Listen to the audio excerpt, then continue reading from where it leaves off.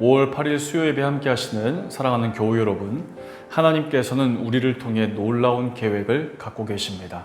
하나님의 크신 계획 가운데에서 살아가시기를 주님의 이름으로 축복합니다. 우리 다 함께 찬송가 445장 함께 찬송하겠습니다.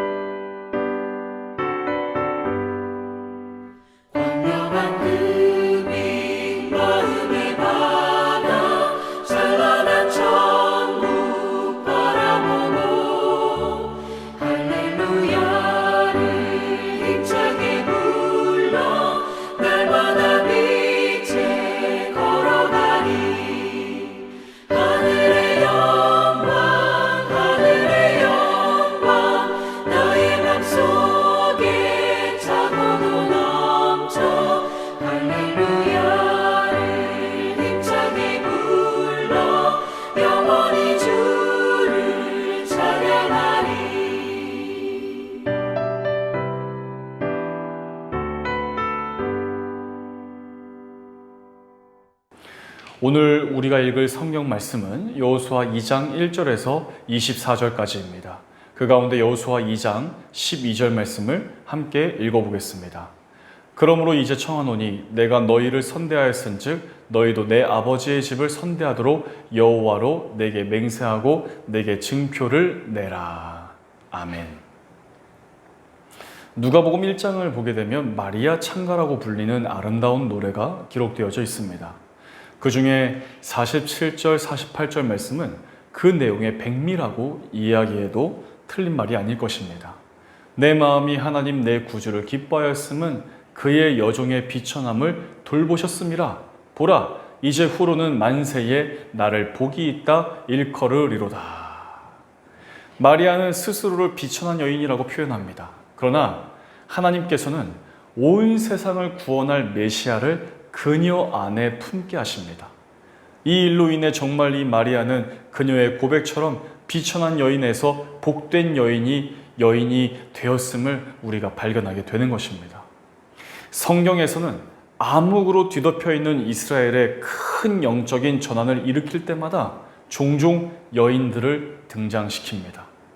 그 누구도 쉽게 해결하지 못했던 강력한 어두움이었습니다. 용사도 군대도 심지어 왕도 바꿀 수 없었던 어둠이었습니다.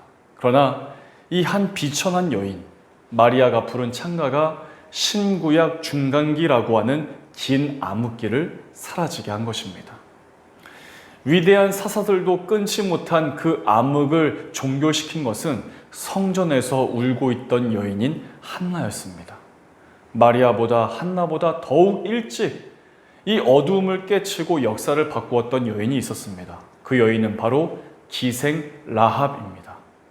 여러 환경적, 사회적 제약 가운데 있었을 것입니다. 그러나 그녀가 보여주었던 신앙과 용기가 그녀를 이스라엘 역사 가운데 영원히 기억되게 한 것입니다. 어떻게 이런 일들이 가능했을까요? 먼저 그녀는 하나님의 존재를 인식하는 분별력이 그녀에게 있었습니다. 여리고, 이곳은 팔레스타인 도시 가운데 가장 오래된 요새 같은 곳이었습니다.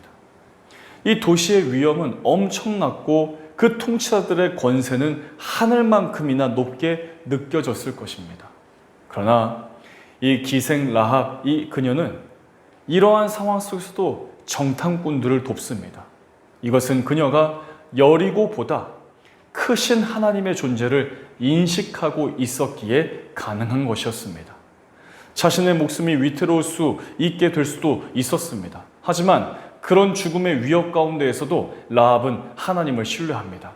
원래부터 힘이 센 사람이 상대방과 싸워 이긴 이야기보다 연약해 보이지만 한 작은 이 평범한 사람이 대의를 위해서 자신의 몸을 기꺼이 바치는 그 이야기가 더욱 큰 감동을 주는 것입니다.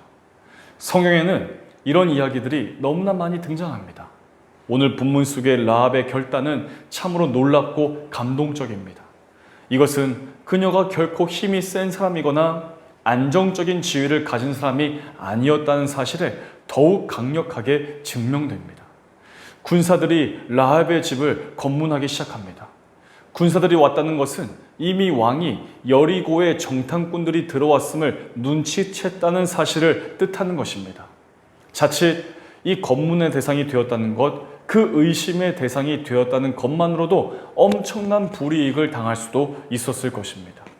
이 정탐꾼을 숨겨준 이 라합의 행동은 결코 쉽게 내릴 수 있는 결단이 아니었습니다. 라합이 이야기합니다. 여호와께서 이 땅을 너희에게 주신 줄을 내가 알고 있다. 그녀는 이미 하나님이 하신 일을 알고 있었습니다. 애굽에서 나오게 하신 일, 홍해를 가르신 일, 요단 동편에서 얻은 승리에 대해서 알고 있었던 것입니다. 하나님이 하신 일을 인식하게 되자 하나님께서 여리고와의 전쟁도 능히 이기실 수 있다는 결론에 다다른 것입니다. 실로 대단한 추론이었습니다. 아직 모든 것들이 결정되지 않은 상황이었습니다. 하지만 라합은 하나님이 하실 일들을 기대하며 용기를 내어서 이 정탐꾼들을 돕기로 결정한 것입니다. 이를 비유로 표현하자면 일제강점기 속에 고통받고 있던 한 평범한 여인이 저 멀리 한 소도시에서 독립의 물결이 울렁였다는 소식을 듣고 목숨을 걸고 독립군들을 숨겨준 것과 같은 것입니다. 결코 쉽지 않은 선택입니다. 승리의 기운만 감돌 뿐이었습니다. 실제로 승리한 것도 아니고 아직 여리고는 절대 무너지지 않을 것처럼 견고하게 서 있습니다. 그럼에도 그녀는 하나님께서 반드시 이 일을 이루실 것임을 기대했습니다. 이 땅을 하나님께서 이스라엘에게 주실 것임을 확신했던 것입니다. 그것은 정말 대단한 결단이었습니다. 그녀의 신앙 고백은 그런 점에서 어두움 속에서 더욱 밝게 빛나는 별처럼 아름답습니다. 너희의 하나님 여호와는 위로는 하늘에서도 아래는 땅에서도 하나님이시니라. 라합과 이스라엘 간의 증표가 되었던 이 붉은 줄은 히브리어로 티크바크라고 하는데 이것은 소망을 의미하는 티크바와 형태가 같은 단어입니다. 이 그녀의 위대한 결단은 그녀와 가족들을 구원하는 소망의 끈, 바로 하나님과 연결되는 소망의 끈이 되었습니다. 비천한 여인이었던 라합, 그녀의 결단과 희생, 이 아름다운 신앙으로 인해 라합은 이스라엘 역사 속 위대한 여인으로 기록됩니다. 라합과 마리아의 이야기를 통해 주님께서 우리에게 주시는 소망을 발견하게 되기를 원합니다. 비천한 우리를 사용하셔서 그 주님의 위대하신 일들을 행하시고 우리 또한 그 위대한 일 가운데 쓰임받게 될 줄로 믿습니다. 이 시간 말씀을 기억하며 함께 기도하겠습니다. 교회 공동기도 제목, 우리 발리하는 교회를 위해서, 우리 각자의 삶을 위해서 다 함께 기도하시겠습니다.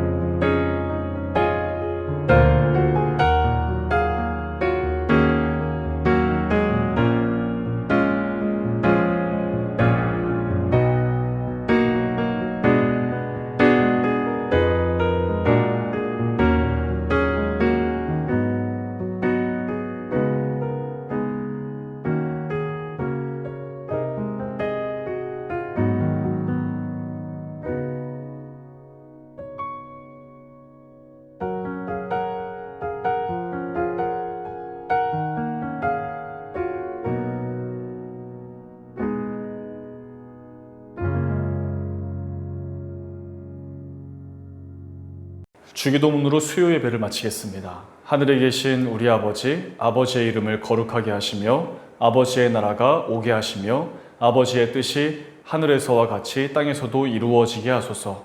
오늘 우리에게 일용할 양식을 주시고 우리가 우리에게 잘못한 사람을 용서하여 준 것 같이 우리 죄를 용서하여 주시고 우리를 시험에 빠지지 않게 하시고 악에서 구하소서. 나라와 권능과 영광이 영원히 아버지의 것입니다. 아멘.